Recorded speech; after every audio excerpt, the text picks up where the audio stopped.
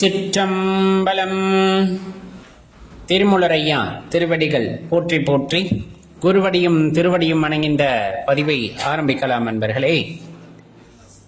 மறதி அப்படிங்கிற ஒரு விஷயம் வாழ்க்கையில எவ்வளவு முக்கியம் அப்படிங்கிறத நம்ம தெளிவா தெரிஞ்சுக்கணும்.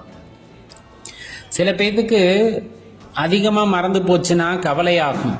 ஞாபக மறதி ரொம்ப அதிகமாகிக்கிட்டே இருக்கு, எதுவுமே ஞாபகம் இல்லை அப்படின்ட்டு சொல்ல நம்ம கேள்விப்பட்டிருப்போம்.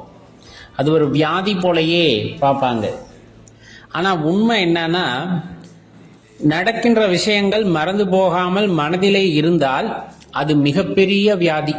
எல்லா வியாதிகளையும் விட அது மிகப்பெரியது அப்படிங்கிறத அனுபவம் வாய்ந்தவர்கள் தான் உணர்ந்திருப்பார்கள். ஒரு விஷயம் நிகழ்கிறது, அந்த நிகழ்வானது மனதிலே அவ்வாறே இருந்து கொண்டிருக்கிறது அப்படின்னா அடுத்த கட்ட நடவடிக்கை அப்படிங்கிறது வாழ்க்கையில எதுவுமே இருக்காது. இப்போ ஏதேனும் ஒரு சந்தோஷம் நிகழ்கிறது அப்படின்னா அதை பற்றியே நினச்சிக்கிட்டு இருந்தோம் அப்படின்னா நம்ம வாழ்க்கையில் அடுத்த கட்ட நகர்வு அப்படிங்கிறது இல்லாமல் போயிடும். அதை பற்றியே கேளிக்கைகள், கொண்டாட்டங்கள் இப்படியே போயிடும். ஒருத்தருக்கு துக்கமான செய்தி நிகழ்கிறது அப்படிங்கும் போது அதை பற்றியே நினைத்து கொண்டிருக்கின்றார் அப்படிங்கும் போது அவருக்குமே அப்படித்தான். அந்த துக்கத்திலிருந்து அவரால் வெளியே வரவே முடியாது. அதன் காரணமாக அவருடைய இயல்பான செயல்பாடுகள், தினசரி செயல்பாடுகள் அப்படிங்கிறது அப்படியே ஸ்தம்பித்து நின்று இருக்கும். அதன் காரணத்தினால பார்த்தீங்கன்னா எந்த வேலையும் செய்ய முடியாது. இப்ப யோசிச்சு பாருங்களேன், இறைவன் எப்படிப்பட்டவர், சிவபெருமான் எப்படிப்பட்டவர். ஏன்னா எல்லா உயிரையும் படைத்திருக்கின்றார். எல்லாத்துக்குமே கொஞ்சம் கொஞ்சம் ஞாபகம் இருக்கத்தான் செய்யும். ஞாபகம் அப்படிங்கிறது இருக்கத்தான் செய்யும். ஏன்னா அதனுடைய தினசரி செயல்பாடுகளை செய்வதற்காக கூட அந்த ஞாபக சக்தி அப்படிங்கிறது தேவைப்படுது. ஆனா எல்லாத்துலயும் ஒரு அளவு, எல்லாத்தையும் ஞாபகம் வச்சுக்கணும்னு அவசியம் இல்லை.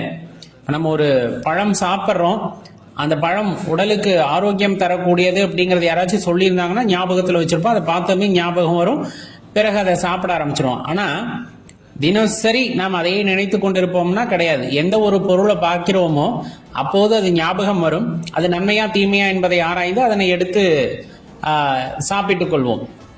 இது இயல்பா இருக்க ஒரு விஷயம்.